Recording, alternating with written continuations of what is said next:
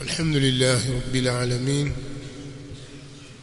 والعاقبة للمتقين ولا عدوان إلا على الظالمين والصلاة والسلام على أشرف الأنبياء وإمام المرسلين نبينا محمد وعلى آله وصحابته أجمعين والتابعين لهم بإحسان إلى يوم الدين. أما بعد، بإذن الله تعالى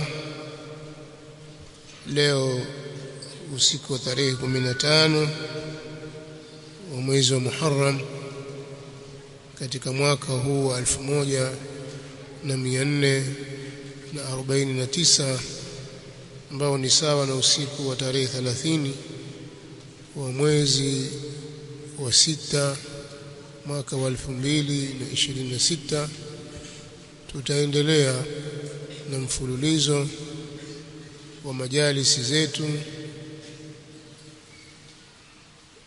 zinazozungumzia historia ya sahaba wa Mtume Muhammad sallallahu alaihi wasallam, tena mjukuu wake Al-Hussein ibn Ali ibn Abi Talib رضي الله تعالى عنه وعن أبيه.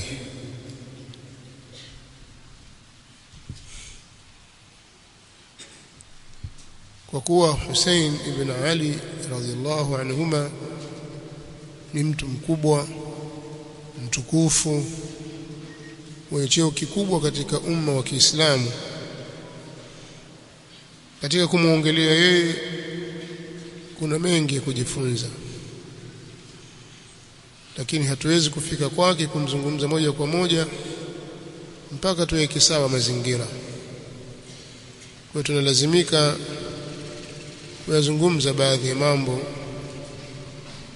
kwa lengo hilo la kusawazisha na kuweka sawa mazingira, ili tunapolitaja jambo lake tuipate ile sura na picha halisi. Hakika mazingira yamechafuka sana kwa sababu umefanyika uchafuzi wa muda mrefu, na kwa masikitiko uchafuzi huu umekaliwa kimya, na wale ambao walikuwa wana wajibu wa kusema na kuelimisha jamii. Siku zote mtu wa batili akipewa nafasi akazungumza peke yake bila kuwekwa sawa yale yanayozungumza na kukosolewa, basi batili yake inawezekana ikadhaniwa kuwa ni haki, na wale wasio na ilmu na maarifa wakapatwa na ghurur na hadaa, wakaona ni kweli, bali wengine wakafikia azma ya kufuata, wakaona kinachosemwa ni haki. Na hayo ni katika mafasid na uharibifu unaopatikana katika kuinyamazia batili. Kwa sisi, kwa nafasi yetu kwenye mahadi yetu hii tangu mwanzo ilipoasisiwa hadi leo, huwa hatunyamazii mambo hayo. liyahlika man halaka an bayyina wa yahya man hayya an bayyina, kwa kufanyia kazi msingi huu basi ataangamia mwenye kuangamia, lakini kishajua, kishabainikiwa. Ataishi na kuhuika mwenye kuhuika, lakini akiwa ashajua katika bayina, amebainikiwa. Kwa hiyo yeye mwenyewe ataangalia kama anataka maslahi ya kidunia kwa kiuza dini yake, shauri yake, lakini kama anataka haki, basi haki isemwe na yeye aifuate. Kwa hiyo lazima tuweke sawa haya mazingira. Shia Ithna Asharia wamefanya bidii na juhudi kubwa ya kuandika vitabu, kuwasambaza walinganizi wao, kujenga hauzat al-Husainiyat na vituo mbalimbali katika kueneza fikra zao, na miongoni mwa hizo ni kutangaza ukhalifa na uimamu wa Ahlul Bait, na kwamba wao wanawapenda Ahlul Bait wao tu, na wengine wote wasiokuwa wao hao ni maadui wa Ahlul Bait, hawawapendi Ahlul Bait hata ufanyeje. Lakini maadamu huendani na fikra zao, basi wewe ni nasibi, adui wa Ahlul Bait, na wao ndio wafuasi na wapenzi wa Ahlul Bait. Kadhalika linapozungumzwa tukio la Hussein, picha na sura ya haraka haraka inaonyeshwa ni kuwa wao ndio watetezi wa Hussein, na Ahlus Sunna ndio waliomuua Hussein radiyallahu anhu wa arda. Waqad kadhabu, kwa hakika sawa wamesema uongo na wanaendelea yakdhibun, wanaendelea kusema uongo. Kwa sisi hatuwezi kunyamazia jambo hili. Sasa katika mfululizo wa mazungumzo yetu sisi tumeona chimbuko la huu ushia al-Ithna Asharia, huu usabaiya, chimbuko lake ni wapi, asili yake ni ipi, umezalikana ushia huu kutoka kwenye mbegu ipi na mzizi upi. Tukaona kwamba ni mzizi wa Kiyahudi na mbegu ya Kiyahudi iliyopandwa na Abdullah ibn Saba al-Yahudi al-Himyari al-maarufu bibn as-Sauda,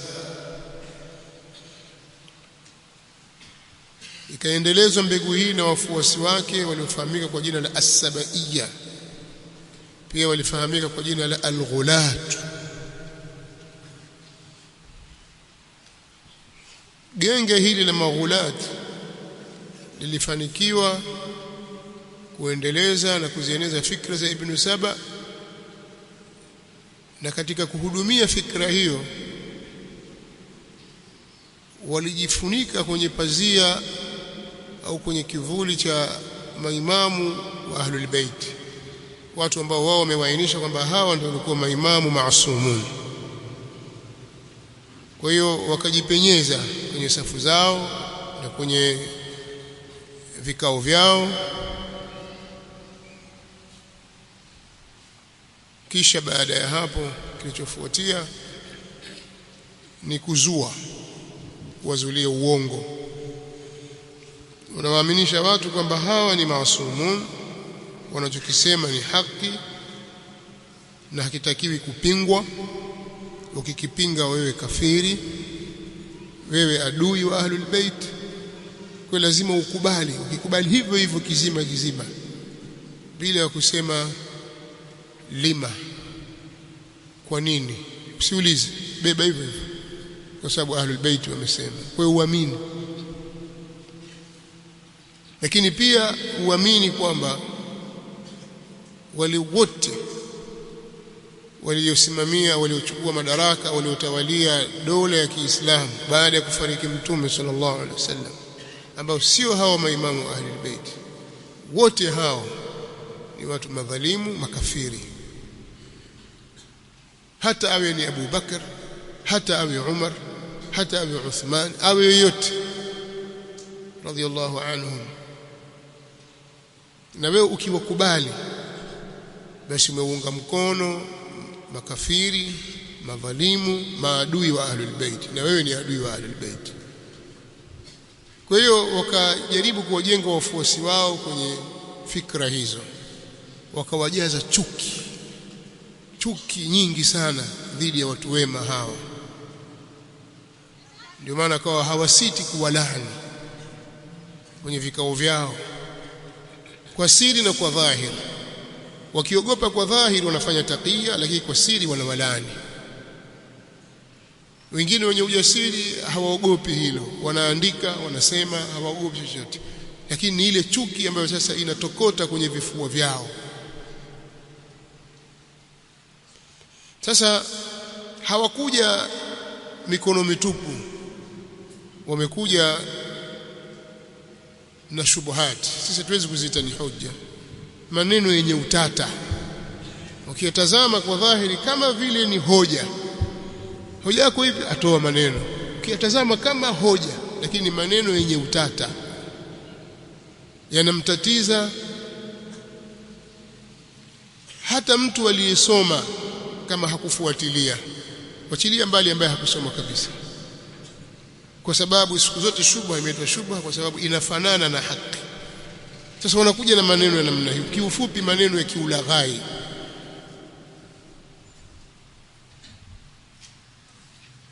Sasa leo na nukta moja muhimu sana nataka tuzungumze, tuone ule ulaghai namna ulivyopenyezwa ukaingia na watu wakauitakidi kwamba ni dini. Wanachowaaminisha watu na hasa wafuasi wao ni kwamba hakuna mtu anayestahiki kukaa nafasi ya uongozi wa Kiislamu, nafasi ya Mtume Muhammad sallallahu alaihi wasallam katika kuwaongoza Waislamu,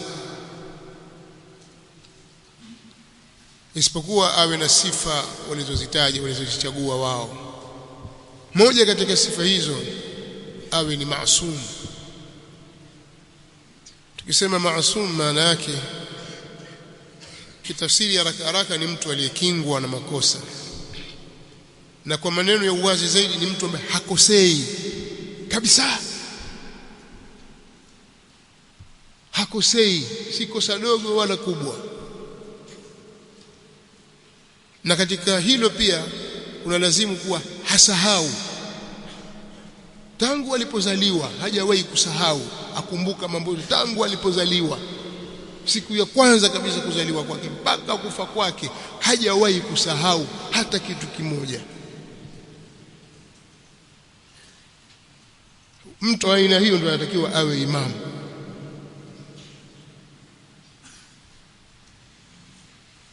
Huyo ndiyo maasum anayetakiwa awe kiongozi mrithi wa Mtume Muhammad sallallahu alaihi wasallam, anastahiki kushika makamu ya Mtume sallallahu alaihi wasallam. Hii ni kwa mujibu wa itikadi zao, na jana tulijaribu kusoma baadhi ya maneno yao kutaka kulithibitisha hili kwamba wao wanaitakidi hivi. Kwa nini nyinyi hamumkubali Abu Bakar as-Siddiq? Kwa sababu Abu Bakar sio maasum, kwa kuwa Abu Bakar anakosea, Abu Bakar anasahau. Kwa nini hamumkubali Umar? Umar tumkubali, hawezi kuwa khalifa wa Mtume sallallahu alaihi wasallam wala kuwa imamu wa Uislamu kwa sababu Umar anakosea, Umar anasahau. Hivyo hivyo Uthman na wengineo. Sasa nyinyi mtakaja, tunataka mtu ambaye hakosei wala hasahau.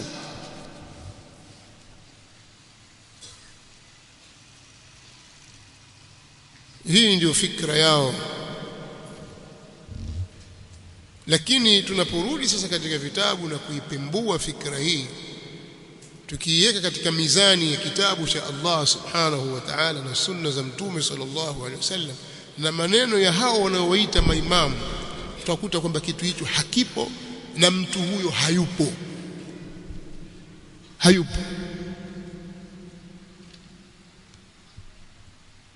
Sasa kama hayupo itakuwaje? Lengo ni nini sasa? Lengo ni kuhudumaza umma wa Kiislamu, usisogee mahali popote, ubaki vile vile tu. Nitaeleza kwa nini hapa. Lakini lengo lao ni kuhudumaza umma wa Kiislamu na kuingiza katika mitafaruku na kuingiza katika migogoro na kutofanya mafanikio yote, kwa sababu huyo mtu anayemweleza hayupo, hajazaliwa hapa duniani. Kwa sababu kama ikiwa mitume wenyewe wasahau, seuze imamu. Mtume Muhammad sallallahu alaihi wasallam anasahau kwa nafsi za Qur'ani na Sunna, yeye mwenyewe akisema. Wewe apatikane mtu wa aina hii, utamtoa wapi mtu huyo? hayuko. Sasa kama hayupo, sasa itakuwaje? Basi jambo limeshavurugika, hakuna cha imamu, hakuna cha nini, hakuna chochote.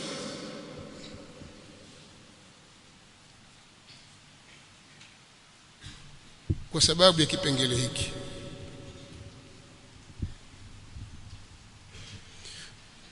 Ukiwauliza kwa nini mnalazimisha kuwa imamu lazima awe maasum, kiongozi wa Waislamu lazima awe maasum, Said Akhtar Rizvi kwenye kitabu hiki Uimamu kwenye ukurasa wa 24 na 25 ametoa maelezo. Mimi nataka tusikilize maelezo alafu tuchambue kidogo. Katika maelezo aliyotaja kwenye ukurasa huu niliotaja, ngoja nisome moja kwa moja alafu nitatoa maelezo inshallah. Anasema isma,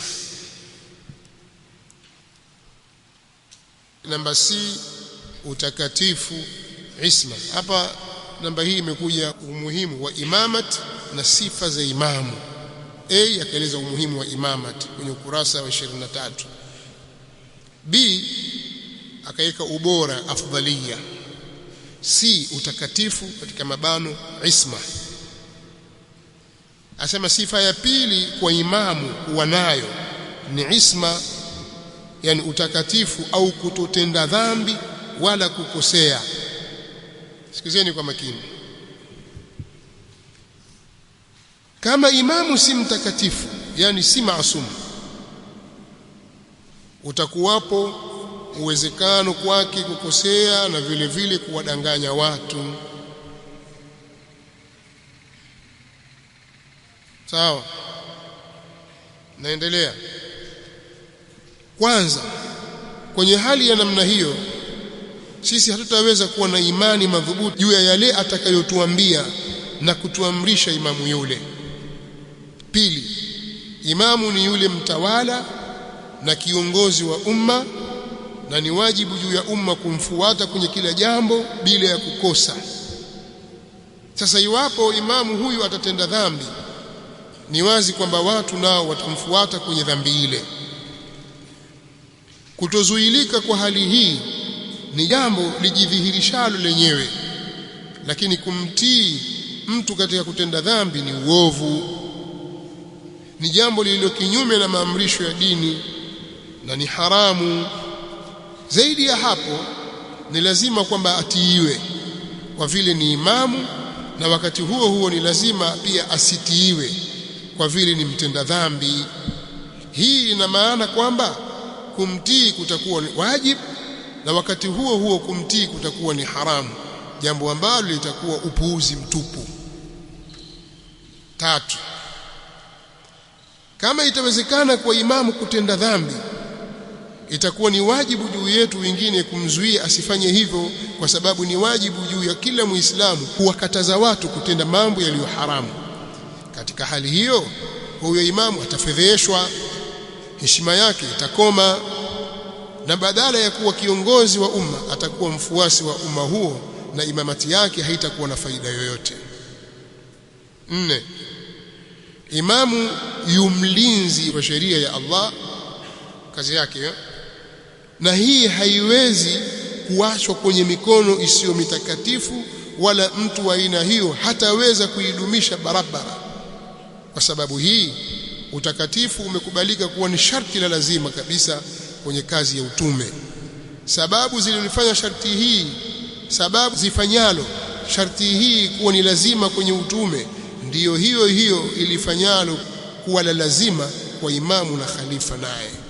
Tutazungumzia zaidi juu ya jambo hili kwenye sura ya 13.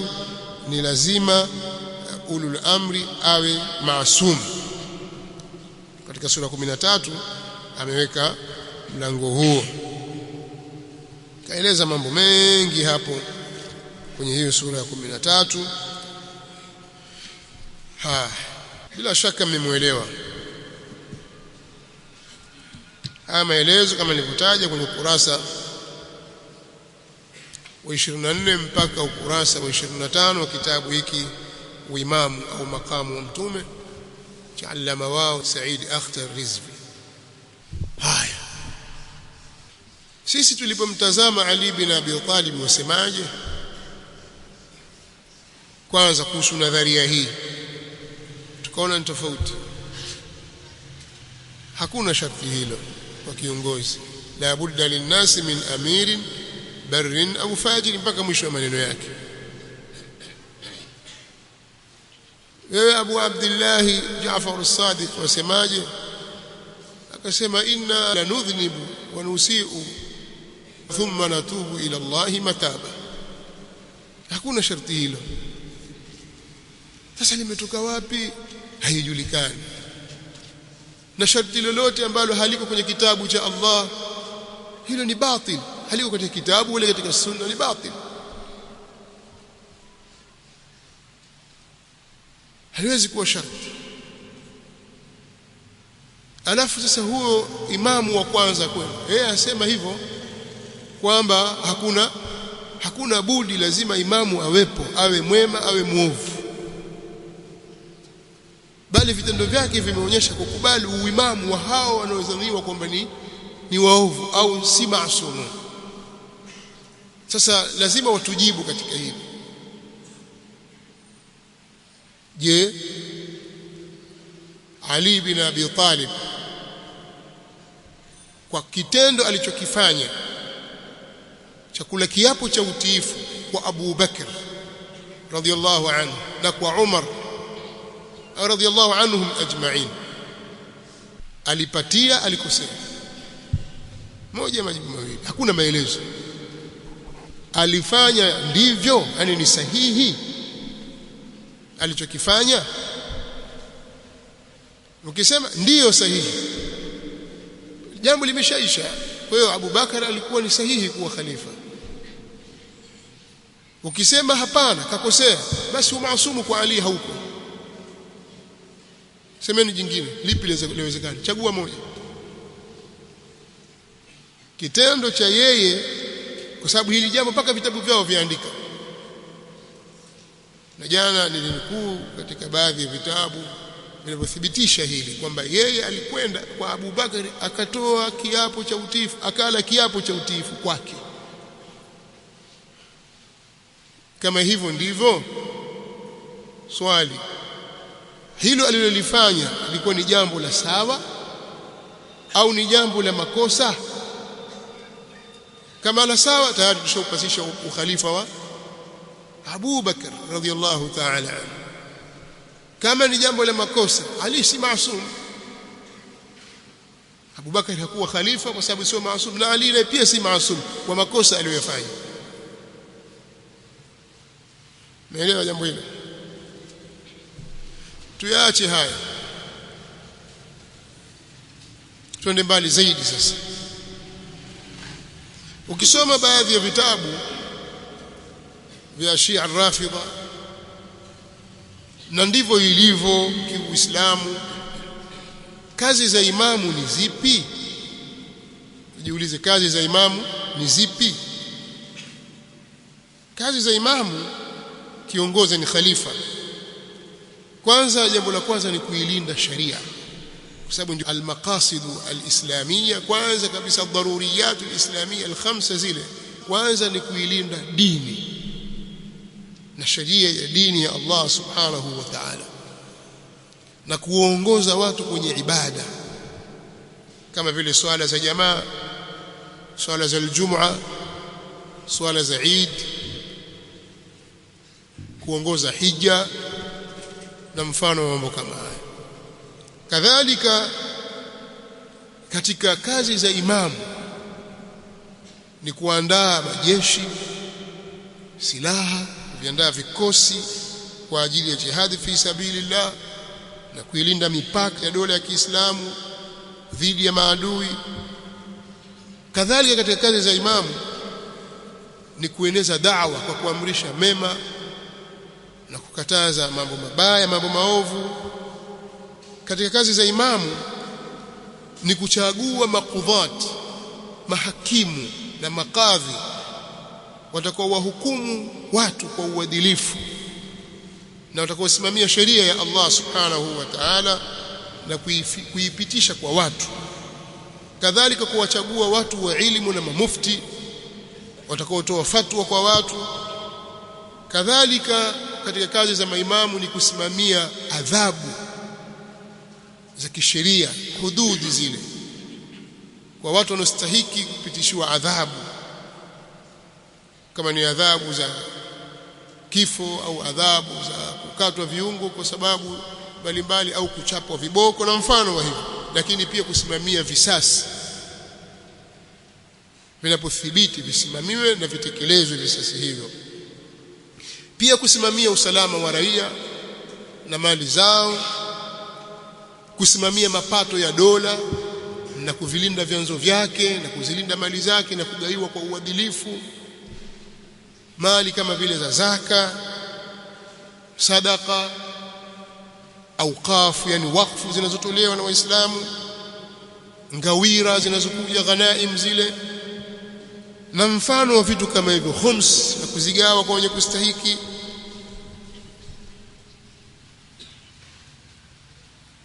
Tuweke mezani sasa, baada ya kufariki Mtume Muhammad sallallahu alaihi wa alihi wasallam, kazi hizi zilifanywa na nani? Tunani kiukweli kabisa, tukihesabu Abu Bakar, Umar, Uthman, Ali, Al-Hasan, kisha kaja Muawiya, ikaanza dola Bani Umayya mpaka kuisha kwake, dola Bani al-Abbas mpaka kuisha kwake. Ni kina nani walisimamia mambo haya? Je, alikuwa, tukiacha hawa masahaba hawa watatu, Ali, Al-Hasan wal Hussein, je alikuwa ni Ali Zainul Abidin, Muhammad al-Baqir, Jaafar as-Sadiq, Musa al-Kadhim, Ali al-Ridha na Ali al-Hadi, sawa, na Al-Hasan al-Askari na Mahdi? Ni wapi waliosimamia kutekeleza mambo haya? Umeelewa? Umeelewa swali? Zikiwa hizi ndio kazi za imamu khalifa, je, katika uhalisia wa dola za Kiislamu na Uislamu zilitekelezwa vipi? Nani alizitekeleza?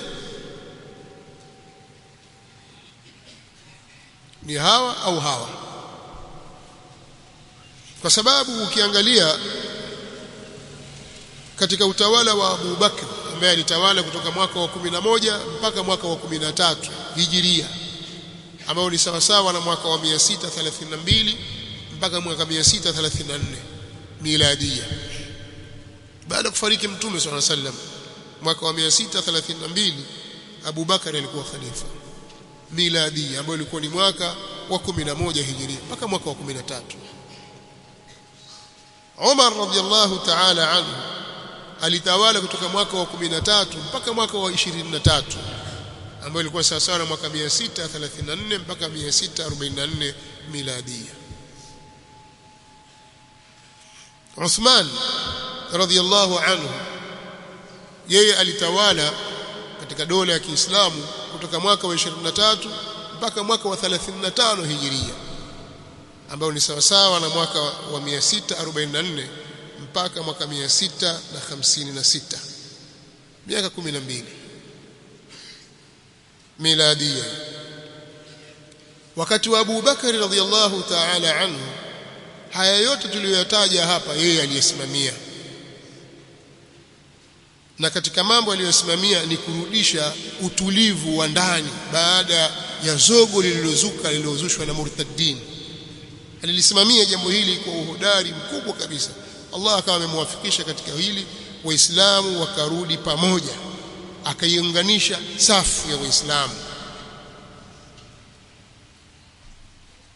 Lakini pia katika wakati wake alijitahidi akapeleka nguvu za kijeshi kusini mwa Iraq, ikaingia katika Uislamu, ikawa dola imetanuka, pamoja na kuwa ni kipindi kifupi sana, lakini ile mizozo ya ndani ilikuwa ni ya hatari mno kwa ustawi wa Uislamu. Kwa taufiki ya Allah kisha hikma na busara alizopewa Abu Bakar as-Siddiq aliweza kulisimamia jambo hili kwa ufanisi mkubwa sana, akawaunganisha Waislamu wakaja pamoja. Lakini pia kwa kipindi hicho kifupi akautanua Uislamu kusini mwa Iraq na akaelekea kidogo upande wa kaskazini mwa dola ya Warumi, yani kaskazini mwa jazira katika upande wa dola ya Warumi. Wakati wa Umar radhiyallahu ta'ala anhu, Umar radhiyallahu ta'ala anhu kwa ufupi yeye alifanikiwa katika wakati wake kuyasimamisha kwanza mambo yote haya tuliyoyataja yote ambayo ndio kazi za imam na khalifa. Lakini jambo kubwa kabisa aliziangusha imperatoriyatani adhimatan katika wakati huo, dola mbili ambazo zilikuwa ndio super power kwa wakati huo, dola ya Warumi na dola ya Waajemi, Mabizanti wale makafiri wa Kristo na huku wale wenye kuabudu moto.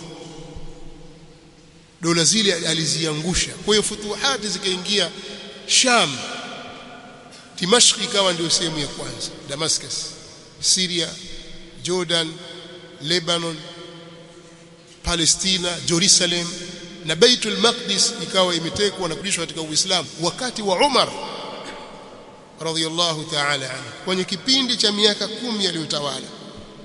Lakini pia Uislamu ulikwenda sehemu za Qadisiyya, yani Iraq kule, Misri Uislamu ulifika katika wakati wa Umar, na Iskandaria katika nchi ya Misri vile vile, pamoja zamani kama ilikuwa ni sehemu mbili tofauti, na Libya.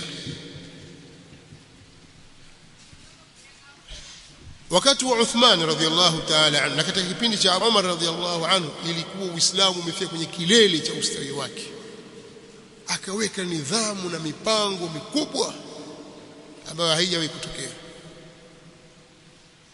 Baada yake hakuna aliyefanya, miaka 10 yake tu, lakini hakuna aliyefanya mambo mfano wake.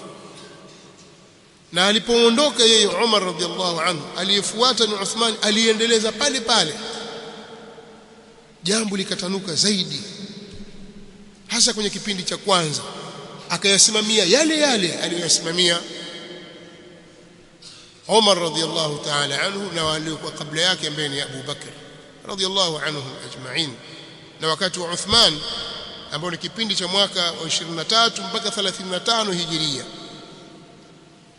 Uislamu ulifika Khurasan, Uajemi huko pia, Armenia, Azerbaijan, zote hizi ni katika miji ya Uajemi. Azerbaijan iko ndani ya Iran, sehemu ya kaskazini kuna Maazeri kule, akiwemo huyo Ali Khamenei, Muazeri yule si Mfursi. Kadhalika Uislamu uliingia Afrika katika wakati wa Uthman, akatanua zaidi, ukaenda Tunisia, Afrika. Uislamu ukaenda Afrika ya kaskazini. Isitoshe Uislamu ukafika Kubrus, kwa Kiarabu ita Kubrus lakini ni Cyprus, Ulaya hiyo. Uislamu ukaingia Ulaya wakati wa Uthman na mashariki mwa Irani, mpaka katika ya utawala wake fitna ikaanza.